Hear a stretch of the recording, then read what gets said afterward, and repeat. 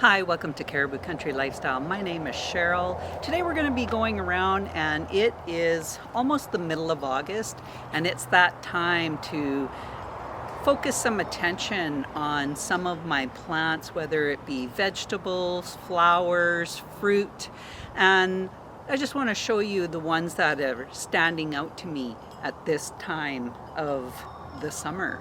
So let's take a look. We'll be looking at everything. I've had a bit of devastation as well. I was in Saskatchewan for 10 days and my husband was looking after doing all the watering and that type of thing. But those white little butterflies that go around and they drop the eggs on plants and then they end up turning into those green worms that just eat all the leaves, and all they do is they leave the skeletal vine in the center of it, of the leaf. And so I've had to remove a bunch of plants that I never ended up benefiting from anything off of them. That was unfortunate, but that's the thing about pests.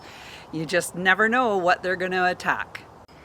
So we're going to start over here. My kale is not looking as good as it normally does. We had a lot of devastation from those green worms. I don't even know what their actual name is. I thought they were cutworms, but they're not. Cutworms are more of a gray color. These were as green as the leaves on my kale. So here we have, this is the Sun Gold cherry tomato. And these are my favorite cherry tomato. They are so sweet and they taste so amazing. I absolutely love them. Then if we come over here, we have the Crosby beets. And these are the Scarlet Nanty carrots. We have the black Krim tomatoes here. Got quite a few growing in here. And then here I had my Butter Crunch lettuce. When I came back from Saskatchewan, it had all went to seed. So I ended up pulling it out and giving it to my chickens. And the same with my prize head lettuce that was down here. It went to seed and I ended up giving that to my chickens as well. I will be planting more lettuce because now the nights are getting a little bit cooler. If we come over here, these are the Amish paste. And let's take a look. Like, these are such a beautiful paste tomato. And I'll come over on the back where I have some more growing in here. Like, they are absolutely just such a wonderful tomato. Now over here, I had the purple sprouting broccoli. That got decimated by the worms as well. I just ended up pulling it all out because there was nothing growing on them. Here are my cucamelons. I have, where is it? Right there. A little cucamelon forming. And another one right there. They're so cute. I haven't been able to get a cucamelon to eat yet, which I want to be able to enjoy that. The snapdragons are looking lovely. Got a couple of different colors. These are the Joker sunflowers and they look absolutely amazing. I love that bright yellow with that rust inside of it. My dill is looking so good as well. Some more snapdragons flowering there. And what is this? I notice. That's weird. I've never ended up with a blemish like that on a tomato. That's usually it's on the bottom, not on the side. Okay, calendulas looking lovely. My celery, poppy. This is the only lettuce I'm still picking from, the romaine. I had 3 in here and I had to pull the other 2 out because it had gone to seed. But I'm still picking lettuce off of that and it's not bitter yet. That's the Sunspot sunflower. I just want to show you how big these bull's blood beet is.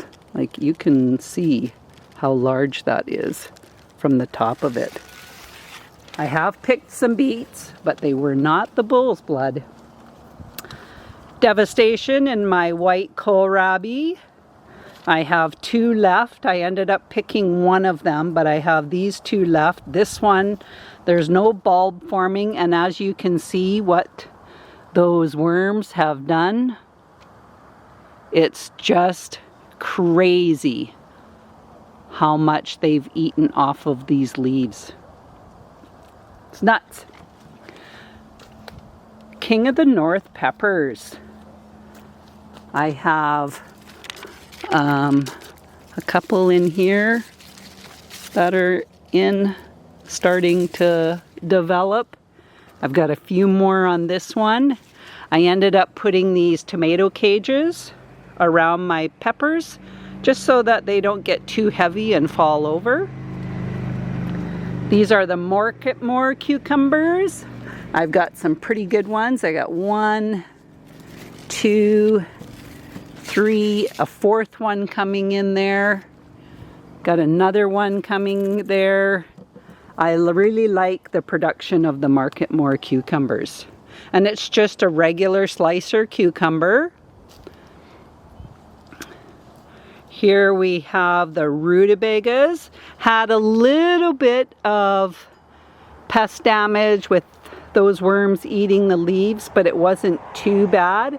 We still have lots of those white butterflies flying around everywhere though. Here's a sunspot sunflower. Got quite a few blooms. Even got a little bee on there.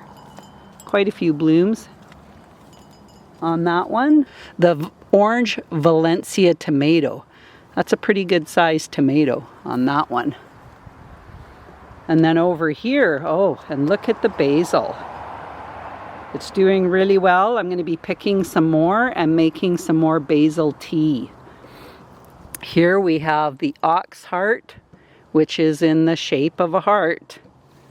And I've got some more here too. These are the bush pickle, and I have already canned my first jar of dill pickles with these. I need about 12 to 14 of these cucumbers to be able to fill up a jar, and I can can them by the jar.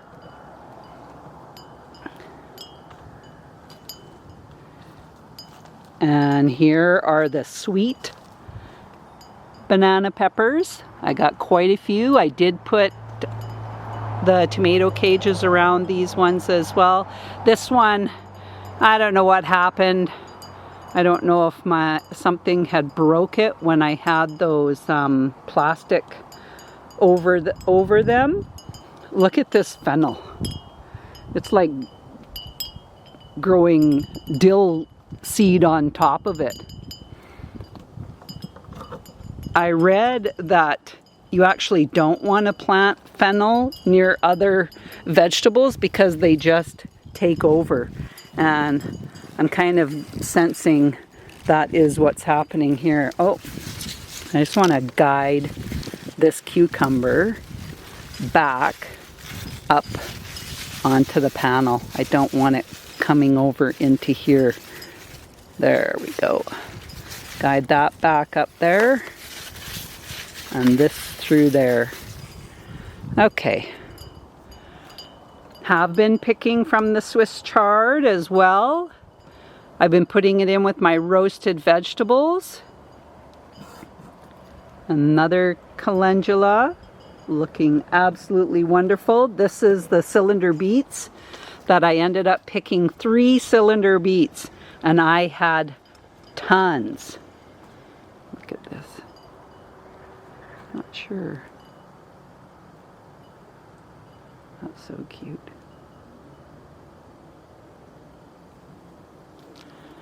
Another calendula, looking a little bit different than the other ones. Has the cute little spot, darker spot in the center. There's another honeybee.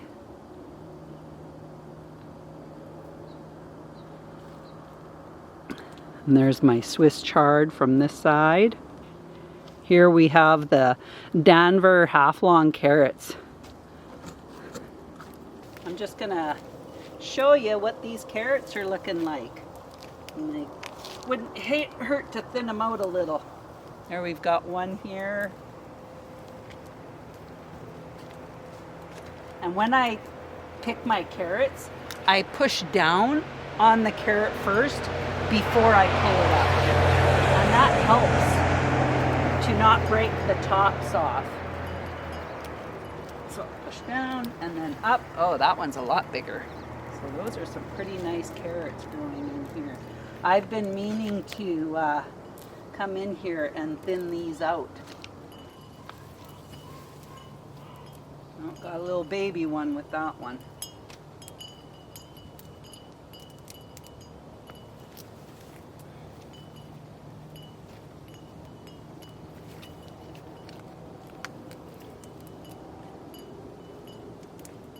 Just need to thin them out a little bit.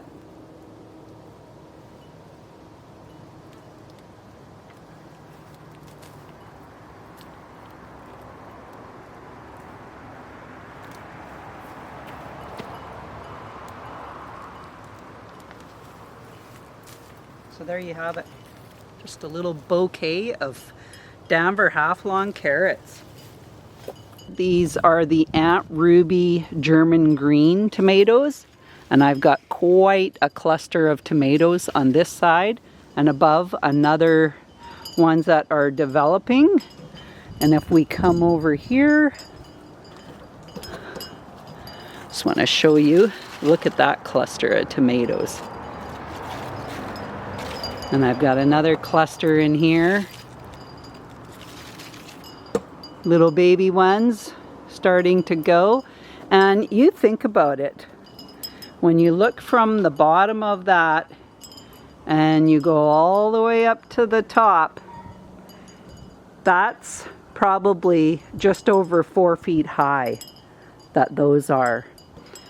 And next to them we have the old German tomatoes, and I've got quite a cluster in there growing.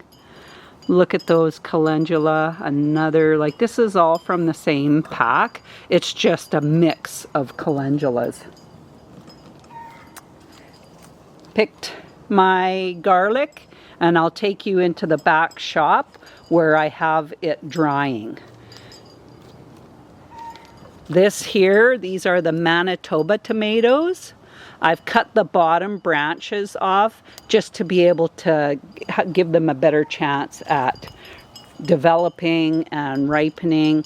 These are the Mystery Romas, and we don't have many left because they've all been ripening, and then that'll be it for those. Okay, so I said I would show you my garlic. So this is the garlic that I just picked, not quite a week ago. So, and I'm just letting it dry. So this is the red Russian garlic, and we'll just scan along. Nice big heads.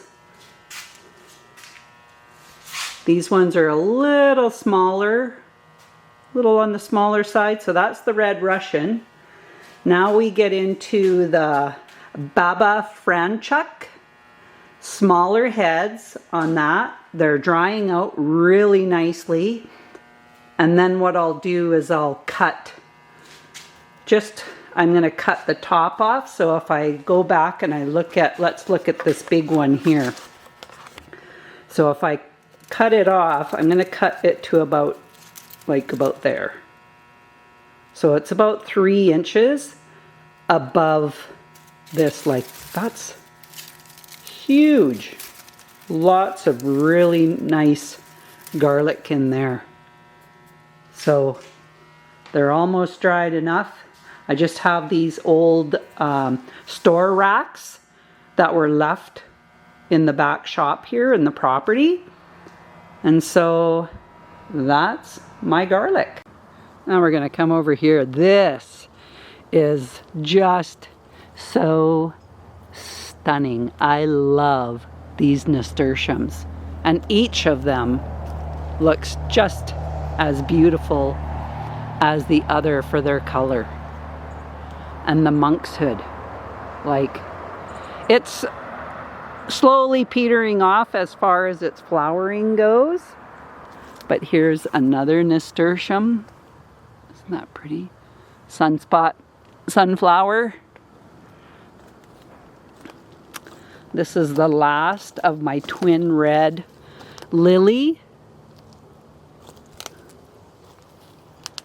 And then here is the other nasturtium here. So cute. My hanging basket got a lot of double petunias with my geranium in the middle. Ended up giving the alyssum a bit of a haircut, which is totally fine because it will reflower again. And then if we come over here, we have a whole nother color of the double petunias. So pretty. We're actually have this tent set up in our yard because we're doing my husband's mom's celebration of life. She passed away in February, and we are doing her celebration of life this weekend. So my husband has been cleaning things up. This did not ever look like this while I was gone to Saskatchewan. He ended up clearing this all out, grabbed all this mulch, and fixed all of this up. This is an axe throwing target. I don't know. I don't want to do axe throwing, but he thought it would be cool. And then this, he also did all this rock work in here from rocks that we found around in the yard. And this is a pegged leg Inukshuk that we had given to us. And a couple of years ago it fell over and it broke. So he ended up putting it all back together and glued it. Isn't that so cool? These sunflowers are pretty spectacular. I'm pretty sure this is called the Color Fashion sunflower. And here we have spaghetti squash. But look at the size of these spaghetti squash. And I got a little one there. Another two fairly good sized spaghetti squashes. Another sunflower. This one's pretty cute. I ended up cleaning up these tomato plants quite a bit. Cut the leaves off of the bottom of it to get more airflow. And now we're going to pick some of the different types of zucchini that I have. So I just have a basket and a pair of snips. And I have a couple of starburst squash. That's these little ones that look like little spaceships. I love these. They're super cute. They taste just like zucchini. And then I have another big one on this side.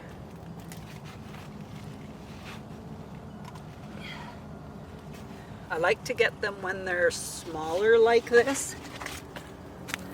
Because if they get too big, then I don't need all the seeds in them. And then this one is the green zucchini.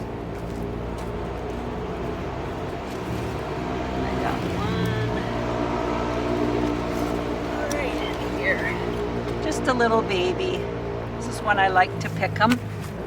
They're so tender. I mean, yes, they do end up getting bigger, but that's only because I've missed them on here. So we've got a couple in here, or maybe just two.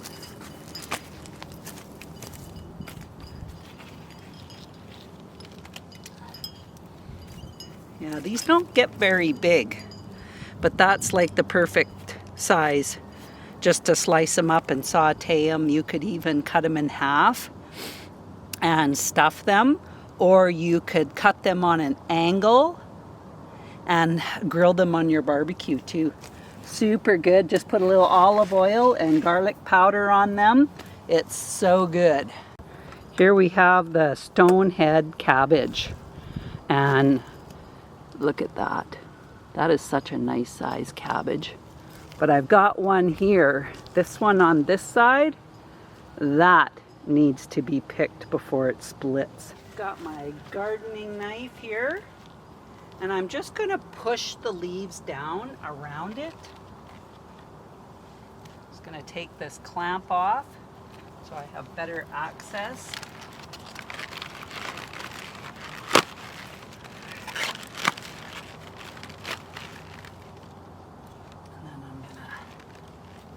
It.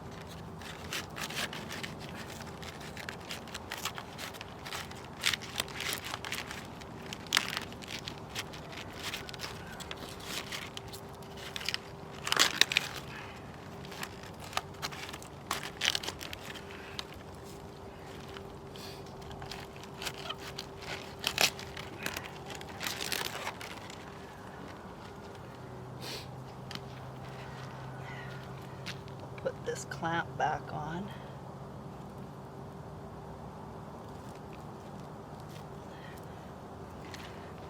But look at that. It was just starting to split on the top, and I got to it before it got too crazy. So super happy with that. That's a really nice head of cabbage, and that's the stonehead cabbage.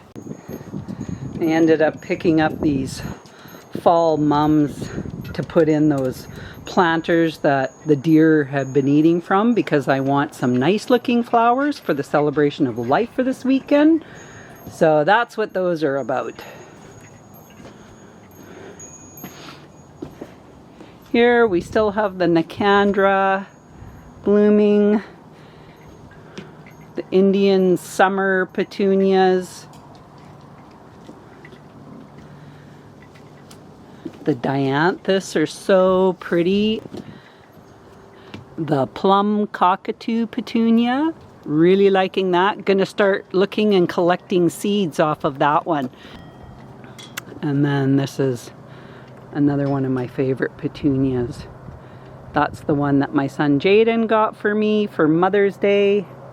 Love that. Just want to show you here, this is the cream sausage tomato, and it's just filled with little Roma tomatoes. And there's a little baby. So I don't think this is the cream sausage, because when I pick them, they're red. And cream sausage is supposed to be like a creamy yellow color. So I must have got the tags mixed up.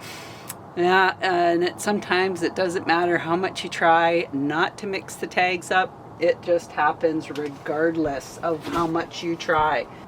So yeah, I wasn't very happy about losing some of my plants, but I mean, when you're a gardener, those are the chances you take. And the good thing is, because I have those covers over my cauliflower and my cabbage, I haven't lost any of those plants to those worms because of that, because those little butterflies can't get in there. The cabbage moths, they can't get in there, and so they can't be laying their eggs. And so I absolutely love that bug netting that I purchased. That was definitely a good purchase. I might have to go and get some more and cut them into shorter strips for next year, and then I'll have to do those covers over my plants out in the raised bed garden. So anyways, thanks for joining me today. If you like this video, put a like in there. If you haven't subscribed, hit that subscribe button. We'll talk again soon. Bye for now.